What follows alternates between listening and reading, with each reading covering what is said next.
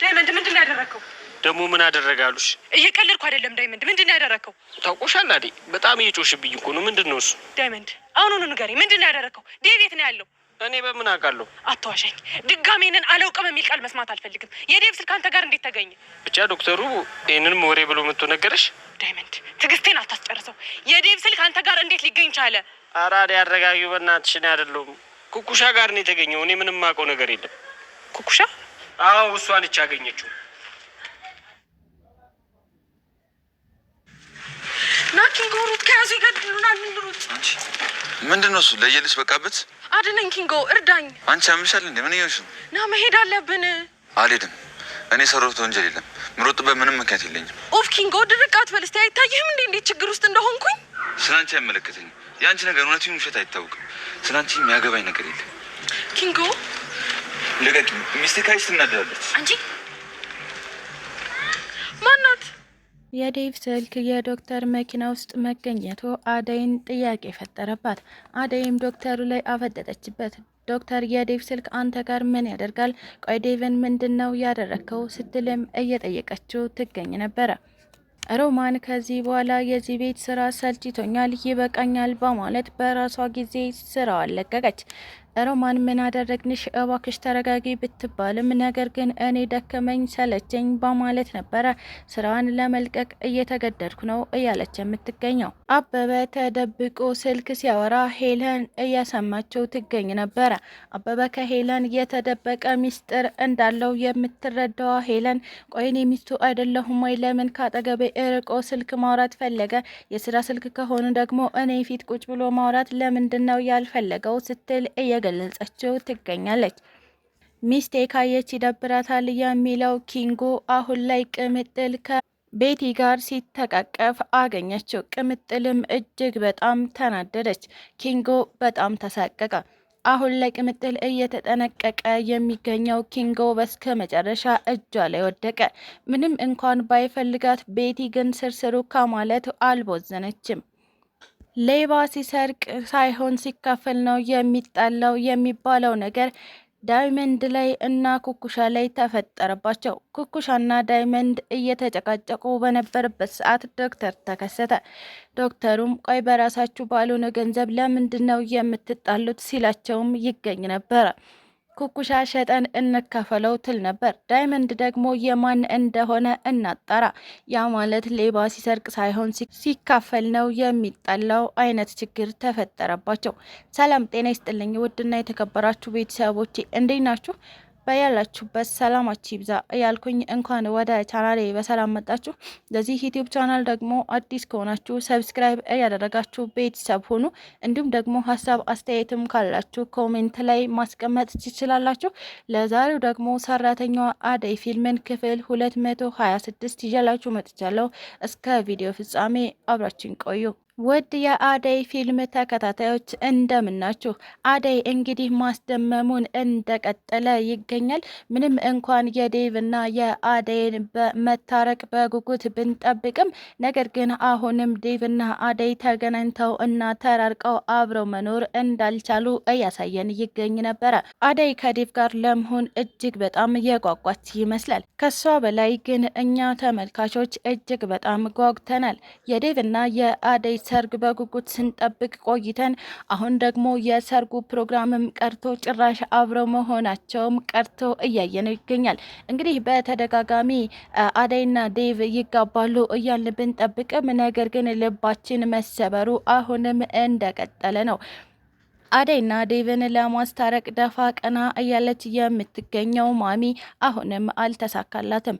ማሚ በተደጋጋሚ የዴቭን ስልክ እየሞከረችለት ትገኝ ነበር። ነገር ግን ዴቭን ማግኘት አልቻለችም። ዴቭ አሁን የዋጠው ነገር እየጠፋ እንደሆነ ይታወቃል። የዴቭ መጥፋት አደይ ላይ ጥያቄዎችን ፈጠረባት።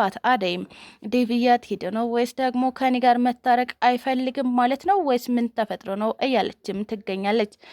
ምናልባትም እኔን ባይፈልገኝ ነው የምትለዋ አደይ ሰዓታት ጥበቃ በኋላ ከዚህ በኋላ መጠበቅ አልችልም ልሂድ በማለት ነበረ የፍቅርን እናት ተሰናብታ እየሄደች የምትገኘው። የፍቅርም እናት በቃሽ ሲመጣ እኔ ራሴ አሳውቅሻለሁ በማለት አደይን ተሰነባብታ ሸኝታታለች። አደይ ከነ ፍቅር ቤት ከወጣች በኋላ እየሄደች በነበረበት ሰዓት ዶክተሩን አገኘችው። እናም ወደ ዶክተሩ መኪና ዘለቀባች። ዶክተሩም በጣም ተደመመ። አደይ እስከ ዛሬ እኮ ግቢ ብዬሽ ነበረ የምትገቢው፣ ዛሬ ግን እኔ ሳልልሽ ገባሽ፣ ምን ተገኘ ሲልም ጠየቃት። አደይም ይቅርታ ዶክተር ስትል ነበረ ይቅርታ እየጠየቀችው የምትገኘው። ዶክተሩም አይ በዚህ ነገር እኮ እኔ ደስ ብሎኛል፣ ነገር ግን አንቺን እንደዚህ ሊያፍለቀልቅሽ እና ሊያስደስትሽ የቻለው ነገር ምንድን ነው ብዬ ነው ሲልም ጠየቃት። አደይም ከዴቭ ጋር መታረቅ እንደምትችል ማለትም የሆነ ተስፋ እንዳላት እናም እትዬ ጠርታኝ ቤት ሄጄ ነበረ፣ እሷ የጠራችን ደግሞ ልታስታርቀን ነው ስትልም ለዶክተሩ ነገረችው። ዶክተሩም ውስጡን እየከፋው ከላይ ፈገግ ብሎ አደይ ደስ ይላል፣ አንቺ ደስ ብሎኛል ሲል መለሰላት። ታዲያ አሁን ለምን ተመልሰሽ መጣሽ የሚለው ዶክተሩ ጥያቄዎችን ቀጠለ።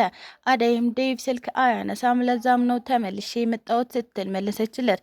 ታዲያ ዶክተሩም አደይን እያጽናና ስለመሰለው እባክሽ በተደጋጋሚ ደውይለት ያነሳልሻል ሲል ነበር እየነገራት የሚገኘው። አደይም የዶክተሩን ምክር በማዳመጥ ወደ ዴቭ ስልክ ደወለች። ታዲያ ይህን አጋጣሚ ነበረ እንግዲህ በጣም አስገራሚ እየሆነ የሚገኘው። እሱም የዴቭ ስልክ የዶክተር መኪና ውስጥ እየጠራ ይገኛል። አደይ ቀና ብላ አየች። የዴቭ ስልክ ነበረ። እንዴ ዶክተር፣ የዴቭ ስልክ አንተ ጋር ምን ያደርጋል ስትል ጠየቀችው። ዶክተሩም አራ የዴቭ መሆኑን አላውቅም ነበረ ሲልም መለሰላት። አደይ ተመነጫጭቃ ከዶክተሩ መኪና ወረደች። ዶክተርም ተከትሏት ወረደ። ተረጋጊ እባክሽ፣ እኔ ምንም የማውቀው ነገር የለም ሲልም መለሰላት። አደይም ዶክተር ዴቭን አንድ ነገር አድርገኸዋል አይደል ስትል ጮኸችበት። ዶክተሩም አደይ እባክሽ የማይሆን ነገር አትቀባጥሪ፣ እኔ ይህን ስልክ ኬት እንዳመጣሁት መጀመሪያውኑ ጠይቂኝ እና ላስረዳሽ ሲልም ነገራት። አደይም እሺ ኬት ነው ያመጣኸው ስትል ጠየቀችው። እነ ዳይመንድ ናቸው እየሰጡኝ ሲልም አስረዳት። አደይም አሁኑኑ መሄድ አለብኝ በማለት እየተሯሯጠች ዳይመንድን ፍለጋ ሄደች። ዳይመንድንም ካገኘችው በኋላ ዳይመንድ የዴቭ ስልክ አንተ ጋር ምን ያደርጋል? ዴቭን ምንድነው ያደረግከው? ስትልም መጮኋን ቀጠለች። ዳይመንድም እኔ አይደለሁም ስልኩን እያገኘችው ኩኩሻ ናት ሲል መለሰላት። ኩኩሻም በድንገት ተከሰተች። ቀና ብላም በጉጉት እያየቻቸው ትገኝ ነበረ። እንግዲህ ኩኩሻ ይህንን ስልክ ወድቆ ነው ያገኘችው። ነገር ግን ወድቆ ነው ያገኘሁት ብላ ብትናገር ማንም አያምናትም። ምክንያቱም አንደኛ ኩኩሻ ሌባ እንደሆነች ያውቃሉ፣ ሁለተኛ አደይ ዴቭን አንድ ነገር አድርገውት ነው ብላ ታስባለች። እናም እንግዲህ ኩኩሻ ምን ብላ እንደምታስረዳቸው ምንም የሚታወቅ ጉዳይ የለም። ከቅርብ ጊዜ ወደዚህ ጸባይዋ እየተቀያየረ የመጣችው ሮማን አሁን ደግሞ በፍቃዴ ስራ ለቅቅ ያለው ስትል ከቤቱ ወጥታ ትገኛለች። ሩታ እንዲሁም ደግሞ ማሚ እባክሽ ተረጋጊ፣ ቆይ ምን ሆንሽ ነው? ምን ተናገርንሽ እና ነው ቢሏትም፣ ነገር ግን ሮማን አይ መሄድ አለብኝ እኔ የዚህ ቤት ስራ ደክሞኛል፣ ታክቶኛል ስትል ነበረ ቤተሰቡን ተሰነባብታ ከቤት እየወጣች የምትገኘው። ሚስቴ ካየሽ ትቆጣኛለች የሚለው ኪንጎ አሁን ላይ ቅምጥል ከቤቲ ጋር ይዛው ትገኝ ነበረ።